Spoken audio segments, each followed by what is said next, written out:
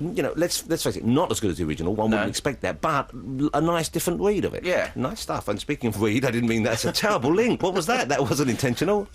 But I looked over, there he is, Mr. Lou Reed. Lou, thank you for coming in. Hi, Jonathan. What a pleasure for me it is to meet you. I have listened to your music almost, I would have thought, on a weekly basis since I first discovered it in the late 70s. So thank you for coming in. Well, thank you. Obviously, you did stuff before that, but I mean, I wasn't the age to listen to it early on. You were, a gleam in your father's eye? I made my first record when I was 14 in school. Wow. And so when was that? That was in the 60s, the 50s or the 60s? 50s. Wow. And what sort of record was it? R&B, a feeble attempt at a pop R&B song. And this was you solo or with a band? No, it was a group called The Shades, and that name was taken. It was called they changed us to The Jades. Yeah. I wrote it. I was in the background. I didn't have the nerve to be even near the front. On the session, Mickey Guitar Baker, King Curtis, if you can believe that. Wow.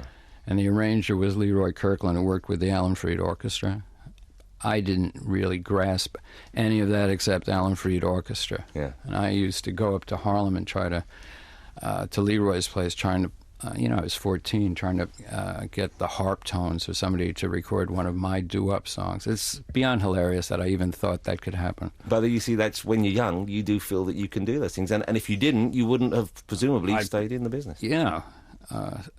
Business being the key phrase here. I love doo-wop stuff. I love that period. And there seems to me... I'm sure it was different if you were part of it and you were there, but there does seem to be an innocence about the music industry back then, which perhaps we've lost now. I don't know about the innocence. You read about not one of those groups, one of those people ever made a penny. Mm. The labels ripped them to shreds, but the music... That's what I kind of mean, so not the business so much. The business it's a dirty business.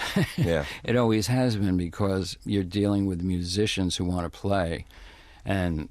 there are these other people around who you're a sitting duck for it. But having said that, the doo-wop's very romantic, I think. And maybe, I don't know if innocence may be too far. I've dug a doo-wop track out to play, because I know I knew you had been a fan of doo-wop. And what have you dug up? Well, I'm going to tell you in a minute, 'cause it's one of my favourite doo-wop songs of all time. But before we do that, I'm interested by what you raised there, because this week in the papers there's been a court case in this country about a manufactured band, one of the manufactured pop bands of today, that's been put together by a Svengali-type figure, an impresario. What's new? S Club 7. And they made next to nothing. The guy who's responsible for the band, put it together, has made reportedly $50 million. And they made something like, I don't know, £50,000 a year for the last 3-4 years. And it strikes me that there is, you can understand it, this is the way business works, but it does seem to me fundamentally there's something immoral about that. Well, I've been in court a lot over things like this, by the way. The precedent case in the United States was Grand Funk Railroad, and the guy sued them. These guys are Grand Funk, these three guys from the Appalachian Hills. I mean, they can't even write their name. And this guy's saying, I put together the material, I named them, I did this, I did that, but he didn't play.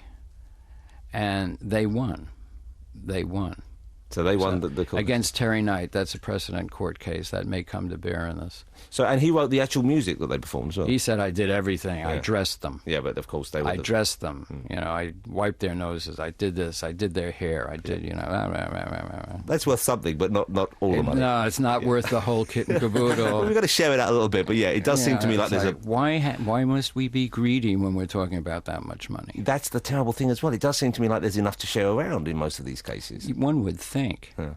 And yet, I suppose, if you do feel slighted, I suppose feelings do come into it as well. I'm not feeling sorry for those guys. I'm sorry. That's a line I can't cross. And how did your cases pan out? Did you get what you wanted? I had a lawsuit, went for 10 years. I won, technically. But it was mainly, I won principle. The principle is what I mean. Monetarily, zip. Yeah. After all that time. Well, had the money gone, or? Yeah. It wasn't there to be had. I got the guy's legal insurance, but that was nothing. Yeah. Because lawyers have this stuff. And then you sign something saying you'll never speak about it again, or else they can sue you. they can sue you if you tell why you won. Don't you love that? But that's kind of very American, isn't it? But, yeah, I guess it is. You don't have that here. But anyway, but I also got all my songs back. Well, that must have been a huge sense of relief, though, and a great achievement. Yeah, that was really what it was all about. But that took 11 years. Can you imagine? 11 years of your life, and in that period as well, I suppose, it's always there. It's always eating away at you. Well, yeah. Plus, you're touring, making records. They're hoping you'll OD or something. Yeah. Which in your case, at a certain period of your life, would have been quite a likely possibility, I would have imagined. It's really exaggerated. I think there are a couple of truck drivers that were in the run with me. Let's play this doo-wop track, okay? I hope you like this one. It's one I've always loved. It's the Impalas. Mm-hmm. Sorry, I ran all the way home. You know this one? I ran all the way home, just to say I'm sorry. Of course I know. Oh, so it sorry. Scares me how many of those that I still know. But this is what I love about it, is the fact that I can't remember where I was last week, but I can remember the Impalas I ran all the way home. That's because you're in your late 30s now, and that's what happens when a man gets older. That's it. This is such a great track. Enjoy this. That's a great track. Yeah. And I love what he does with his voice. I don't know these unsung heroes there, but that he does a kind of a sort of choking thing. Maybe he was eating something and a bit of Heimlich. No. Possibly. Lou Reed is with us. But I think some people might be surprised because they think of you and they think of Velvet Underground, they think of some of you, and they think of dark subjects. They think of the underbelly of American society. Probably I would have thought the biggest solo album you ever had was Transformer, which is still, I think, the one with people are most familiar with. Thank you, David. Yeah, which was, and Tony Visconti, of course, helped out on that, I guess. No, Ronson. Was it? It was Mick Ronson. Now, that is still, I think, one of the greatest rock albums ever recorded. I know I'm not alone in that. God bless you. Yeah, it really is. But a lot of your other stuff is... equally strong when you actually finally get off your backside and get around to listening to it. I'm not saying you, obviously, you were there, but I mean, I always loved Transformer. They tell me I was there. Do you have When gaps? I toured sometimes, I'm in a country, they say, have you been here before, Mr. Reed? I said, no. They said, Lou, you played here 6 months ago. Yes, I remember it well. You and the Empress. Yeah, but there must be a lot of places you just pass through. It's quite quick. A lot of places. Yeah. Like Elvis, when he came to the UK, he was here for like 80 minutes, I believe. And that's it. Touchdown, didn't he, in the airport? Touchdown, he was off again. He didn't remember it. But Coney Island Baby I love, and your first solo album, which I actually bought in there, it's got some terrific tracks in it, and that didn't do terribly well when it first came out, did it? No. Technically, I went back to try to remaster that, because the album always sounded a little dull to me. And it turned out they'd done a Dolby decode when there wasn't one. So, an engineer made a mistake. Right. All those years. So all those years we've been listening to a flat version. I don't know actually what that means musically. Well, no, I went in and changed it now. So this version I've got here, this will be in the changed version, you think? If it doesn't say Dolby on the back, you're fine. It doesn't say Dolby on the back. Good, I've been listening to the right one. Then there you are. Now, but Transformer, the album, one of the reasons why I always thought it probably did so well, obviously the music is wonderful on it, and there are so many great kind of poppy, memorable tunes that you've put on that album. It's also funny. Yeah, it's got humour. It sounds great, but also on the cover, there's a great photograph of you with the kind of thick panda black eye makeup on almost. That's this kabuki makeup from Japan. Right. That I'd found for, when they do the no plays. Yeah. That's what that is. And I think that was very much of the moment. Of course, you use that in rock and roll, and it suddenly becomes some kind of a glam statement. Well, that was the interesting thing. And I guess there's no reason at that point to have run around and said, well, actually, there are these no plays that they do in the Kabuki Theater, because they thought there's Yeah. It's yes, this is panda makeup. Because Bowie borrowed a lot from Kabuki. And it's I like really aim low with the explanation. Yeah, but then you don't want to really disturb someone's sleep. I think people warmed to that. They responded to that because they thought he's part of the program. I was much more impressed by people thinking that on the back cover, both of them were me. And who are on the back cover? I'm trying to remember. One was a roadie, Ernie Thermelin, wearing a banana. And the other was a transvestite. Oh, that's right, yeah. But you see, we've lost so much because in those days you had the 12-inch album. You could actually study and enjoy the artwork. I will never understand why, when you made a CD, you just didn't keep the album package, and you put the CD still in there, in a big and you one. Keep the beautiful package. Yeah, because it looks so lovely. With those great pictures and everything. Now you've got these little booklets. You'll never have a beautiful picture like that. And annoying. And they could go back immediately. The record industry deserves what it's getting. You buy this piece of shit You know, you open the plastic. If you can tear through the wretched tape, you open it, it breaks in your hand and falls on the floor, and right away you say, I will never buy a CD again. I will steal it. I will do anything, but I'm not going to be made a fool of by these companies where I open it and it breaks in my hand and falls on the floor. You are grumpy, aren't you? I don't call that grumpy. I call that realistic. There's a character we have called Victor Meldrew. Why? A man of a certain age who's grumpy. Do you disagree with me? No, I agree with you. Are you grumpy? I'm very grumpy. You know why? I'm 42 now. Of course I'm grumpy. I wake up in the morning. 42. You don't look a day over 41. Well, I'll take anything I can get, Luke. But yeah, of course you do get. I think, I do think. Why don't they just have those beautiful big album covers again? I agree with you. It doesn't cost more to make. We know they're making enough money. Or maybe it does. I don't even like the plastic that they use on these CD cases. It's kind of brittle and it snaps when you tread on them. Not that you should tread on them, but you know. Isn't that what I just said? Well, I don't know. I wasn't listening. I was just a bit. I open it up and the plastic breaks in your hand. Okay, maybe you said that, but I added a bit. Okay. I trod on them as well. Okay. But you know, I used to love getting an album. It was so exciting, and I even liked browsing through album racks. I liked holding them. I liked reading the liner notes. I liked collecting them. I liked keeping them. No one keeps these things. No. Well, now you load it onto a computer often, and you sort of listen to it that way. That's the way technology's heading, I guess. Yeah, but when you're taking them with you. Let's say, well, like you said, the iPods changed everything. Do you still have vinyl at home? Have you seen what they're doing with Apple now, the Apple Music Store? This is because you're a big technology fan, aren't you? You're kind of an adopter of new technology, I guess. I really enjoy it. I have to bring people in to tutor me constantly. Yeah. Not that button. Oh, no. Lou, why don't you just leave the room for a half hour? See, but that's my fear, is that now that I'm transferring a lot of the music, which I love, over to, I have a kind of a Walkman type device. I have the iPod, which I think you have as well. I'm worried that one of the days I'm going to turn it on and it will all have disappeared. Because physically you can't touch it anymore. You know the information is stored digitally, but it's... Yeah, but you downloaded it from your computer, so you backed up. I backed up. But what if that went... What if there was a fire and a cinder block fell on your head? It's that old thing, watch out when you cross the street. That could happen as well. But, I've lost stuff on computers before. Spontaneously combust on the air through your iPod. It could attract lightning. There's a lot of possibilities here. Well, generally speaking, it probably won't happen, though. All of these things are making me believe in vinyl all the more. If it gets you excited, I'd get a second iPod because they have a new, smaller one. I know, I've heard about that. It's so beautiful. Oh, it's nice, and it's all white and shiny. It's so smart, so smart. Things are changing. The technical end of things is really phenomenal. And how does that relate in terms of actually making the music that you make?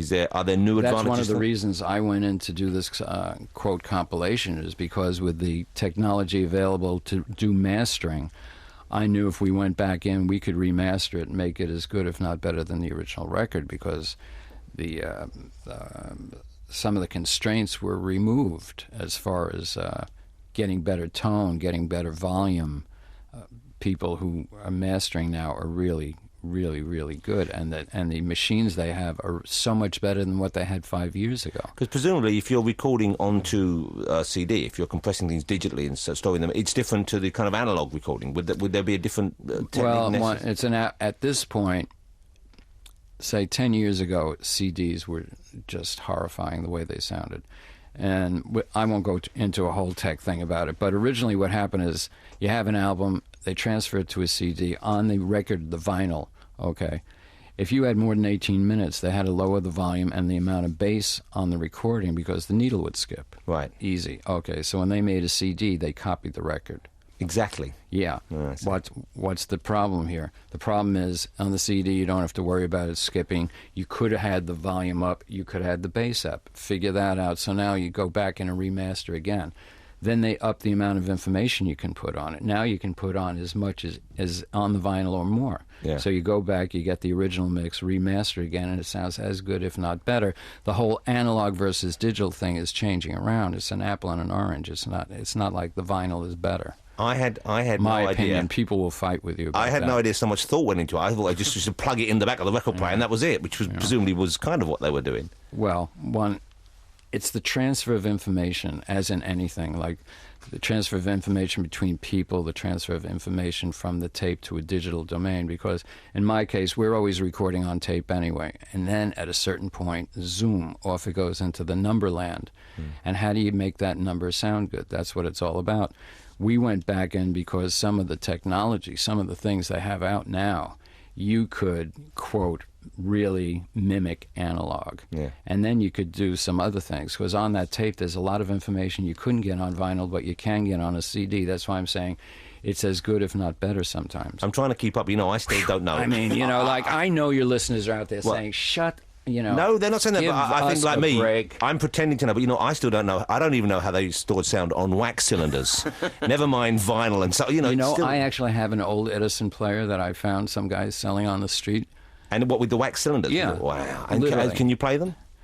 Oh, I'm afraid to even... I've turned it on, but I haven't actually recorded. I've got the cylinder with the needle. So presumably that's some of the early Rolling Stone recordings. Mick Jagger's first album, maybe some that. But I mean, it's when you see it that way, you realize how it started, because you can actually see the process. You made a sound. The needle went like this into this wax. And then when it goes back on, it makes it, you see. And you could hear it. Oh, brilliant. And now it's turned into a number. Oh, far brighter people than we will ever be, unfortunately. Have we got time for another track? Yeah. I was going to play something off Transformers. I was going to play Satellite of Love. Is that okay? I'm sure. I'd love from to this new, digitally remastered. Okay. By the author-artist. Let me just let me tell you one other thing. We're doing a live show, and we're going to be coming back. When are you playing? I'm not sure. Within the month. Right.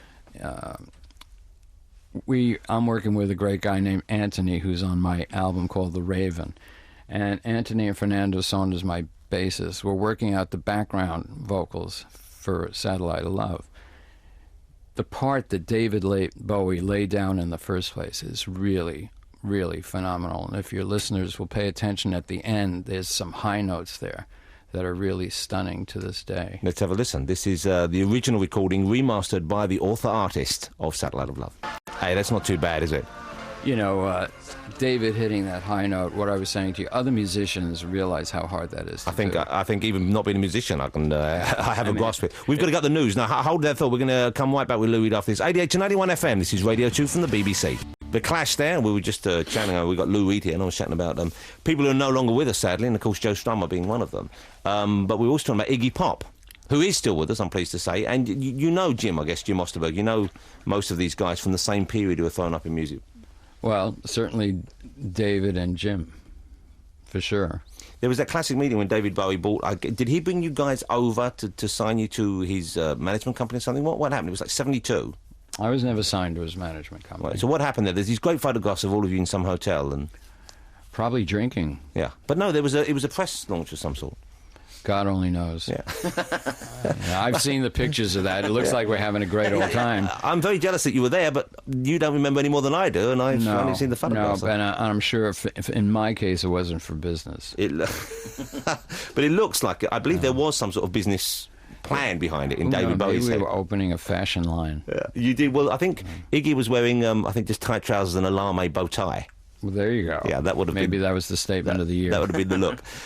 Do you miss that period though? Do you miss the kind of early 70s or? I never think of it that way. You're always just passing through whatever it is, and trying to make have the most fun you can.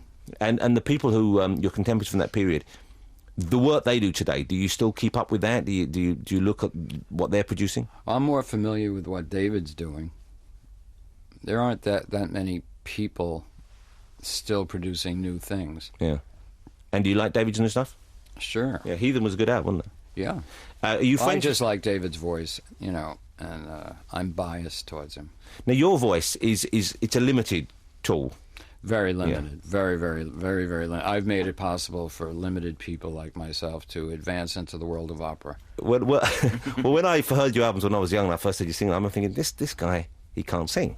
It's as simple as that. And then you get it. And then you felt better, right? Well, I felt better about myself for a while. That's what I mean. See, I was trying to give hope to little pimply creatures sitting, masturbating in the bedroom somewhere, hoping they had a little thing they could do. How quickly did he get my number? He gave hope to the least of us. Yeah. But now I love. But I've advanced.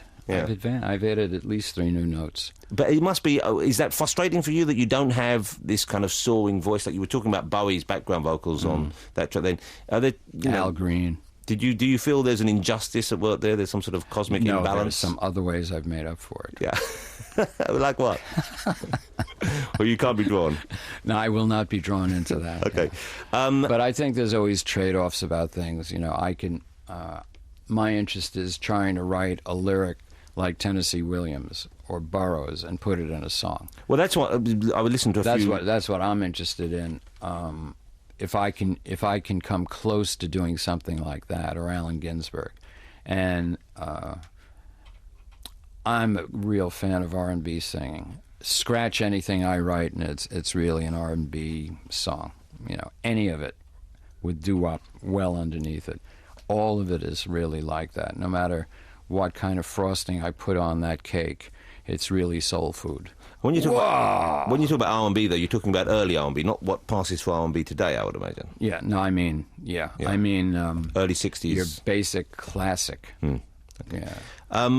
You know what I do? Stax Volt. I love Stax stuff. Yeah. Did you see any of the Stax bands? Did you see Sam and Dave and all those kind of performances? I recorded with Dave. What did you do with him?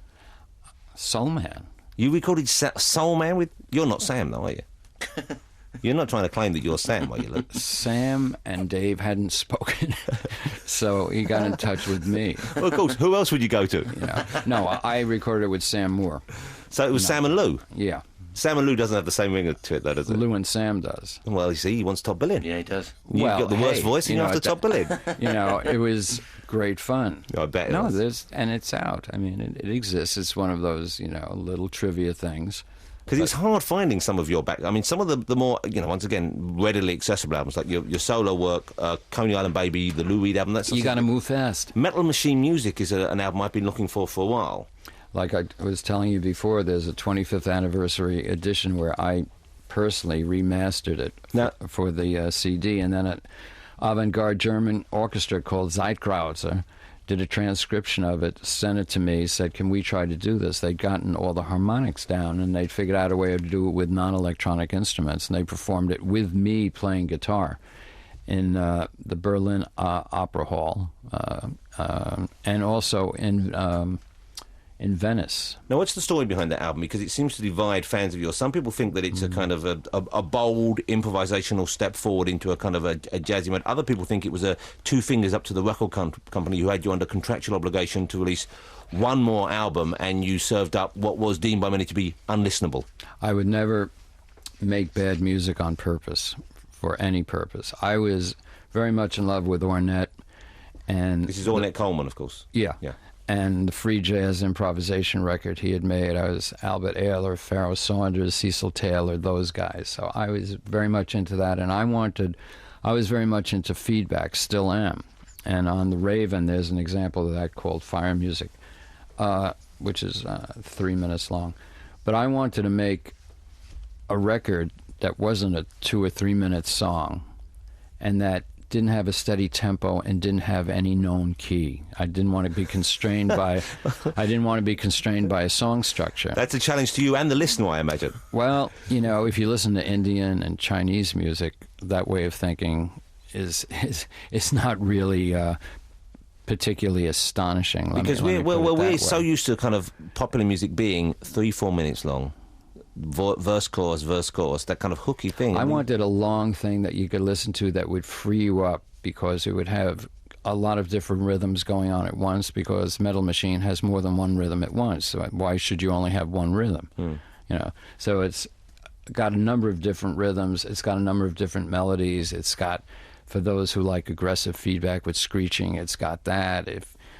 So to me, I said, this is the kind of thing I would love to listen to. They said, if you make a record like this again, actually, they said, you're never going to make another record again. You know, the reviews of it said, this is noise. Why buy it? You could just tune in a radio station badly. That's the story of my life. No, well, that particular album, I know people, they're still kind of confused and perplexed by it. Performed live last year. Berlin and Venice. And how did it sound? How was it as a live experience? Live, it was amazing. Yeah. It was amazing. I don't know how those guys could transcribe it. It was absolutely stunning because I really do know that record. I know exactly what's supposed to be where, and they did that. Wow. And do you listen to it yourself often? Do you listen to your own work? I love. Well, I don't like to listen to my own things. Wow. Because I mean, do you watch your own interviews? Obviously not. And I believe I'm in the majority on that. Okay, we're going to have a listen. This is not something we would probably normally play on the show here. But I suspect I will play it home. There are 2 albums that Lou Reed has out at the moment which are kind of new for you. I mean, most of the back catalogue is available, I guess, but there's a double album called Lou Reed NYC Man, which is your remastered, your kind of I wanted to put together tracks that I thought people who like my stuff may not know about, and I wanted to make it as though it's a new album. It's not chronological. No, I noticed it. Yeah. It's put together sequentially just for musical joy and also for the great audio. And you can see by some of the cuts that are on there, it's not exactly a greatest hits. No, well, some of the tracks as well are longer versions than I've encountered before, or different versions, certainly. Because the artist was in the room and saying, put that leg back on my body, please. And there are tracks here, which some of them are your solo work, some which were Velvet Underground tracks. Yeah. We got all the record companies to cooperate. It's a wonderful thing BMG did. I'm so happy to be working with them on this project. It's really stunning. This would be a fantastic introduction to you, though, if people were only... There is no better. Yeah. This is... well, I'm going to treasure that one. But this other project you have out, The Raven, what's the thinking behind that? What's that? I had done a play with a director named Robert Wilson that was commissioned in Germany, and it was called... it was about Edgar Allan Poe, and then it was so much fun and so great we decided to make a CD, so I rewrote it because a play you have to look at, and a CD you're listening, so I rewrote the whole thing. And got all these great New York actors like Willem Dafoe and Steve Buscemi and Elizabeth Ashley, and all these great musicians like Ornette and Bowie, people like this, and wrote all these songs and things for them to act, and there it is. And the track I was telling you about is called Guilty, and it's got Ornette Coleman, one of my gods. So for you to finally work with him, that must have been quite a moment. I was in tears. It was so thrilling. I was beside myself. Me and Wilner were just... couldn't believe watching this guy do that right in front of us. It was amazing. And is that it for you now? Was he the kind of one guy that you'd always wanted to work with, or forever? I used to trail him around in the '60s. Whatever club he played, I would be outside because I didn't have enough money to go in, but I would listen through the window. But I find it interesting that here you're obviously responding in a kind of very emotional way to someone who plays this sort of free-form, strange jazz. No, well, I mean, his playing's really emotional. But your music is very much in the kind of rock and roll tradition or the R&B tradition. Well, yeah, and he played R&B sax. So, I mean, we were made for each other. You scratch all of it, and it comes down to blues. Okay, well, we're going to play a little bit of this. This is from The Raven. It's a double album, which is also out at the moment. The track we're talking about is... Guilty. Guilty. There are 2 versions on it. There's a spoken version and a song version. I'm assuming it's the song version. Oh, yeah. Okay, and I'm warning you now, it's not what you would normally hear on Radio 2, but open your mind. Here we go. Thanks, John. That is a great sound. You know, that reminds me of, I'm not comparing it in the same league necessarily, but do you remember the band James White and the Blacks? Sure. A sort of post-punk mix of jazz and, I guess... They were out there trying. Are they still going? I don't know. Lou Reed is still going, I'm pleased to say. He's going to be playing over here. I've just got his dates, so we just went on the internet, basically, because Lou didn't have them with him, which I kind of admire. He's going to be playing in Dublin in May, also in Brighton and Warwick, and back here in London on the 28th of May. So just have a look out. I'm sure you can find it on the internet, which most people have access to these days. You seem to be enjoying what you're doing now. I mean, you seem to be happy with what's going on. Would I be right? I like making music. I mean, I'm a fan. All I am is a fan who wanted to do... I just wanted to bring the world of Tennessee Williams or Burroughs or people like that. It's such a simple idea. I just want to take that kind of literary writing and put it into the 3-chord R&B format. That's it. You stop right there. But a simple idea, but quite a revolutionary one. I wanted to give myself a speech, like in a record like Terry Malloy. Charlie, it was you, Charlie. I could have been somebody Charlie was, and I wanted to do that in the R&B thing instead of please, please, please. Yeah. Charlie, you know. Well, the please, please, please is great as well. Yeah, but I'm saying, look what happens if you start adding something else to it. Well, that's what I love, and I think, once again, that's what people respond to on an album like Transformer, on tracks like Coney Island Baby or Kicks. I remember thinking, this is great, this is like a street story, it's a poem about life. Kicks is pretty vicious. My stuff's all true, so, yeah. Which is sort of scary if you've listened to a lot of it. Well... You're listening to it at home. Yeah, we're safe. You're safe. You're getting it second or third hand. Lock your windows, put the chub on, and then you can listen to Lou Reed safely. Lou, it's been a real pleasure meeting you, and I would like to thank you for so many hours of pleasure you've given me. Jonathan, thank you. Really, genuinely. And I'm going to try and make it see you live. I think I'm back in the country by then, so I'm going to try and see you live. The album's out. Lou Reed, NYC Man is out. It's a double album. I think it's out in the middle of May, which is a remastered and reselected, hand-selected tracks from the highlight of Lou Reed's career as a solo artist and with the Velvet Underground. You're allowed 80 minutes per side. We're at 79, both sides, and some seconds. They actually came back and said, you got to shave 5 seconds off this, or people with older machines is going to jump. I get the feeling this interview... I said, 5 seconds? 5 seconds? Where are we going to get those 5 seconds? This interview is going to win awards with some sort of engineer, techno out. There'll be a gathering of people. You'll have a whole new audience. A smaller one, but a very select bunch. The techno nerd. Lou, so nice to meet you. Thank you so much for coming in. Nice to meet you. I appreciate it. Enjoy your stay here, and good luck with the live dates. Thank you. Thanks for coming in. Bit of Al Green for Lou as well. Oh, fabulous.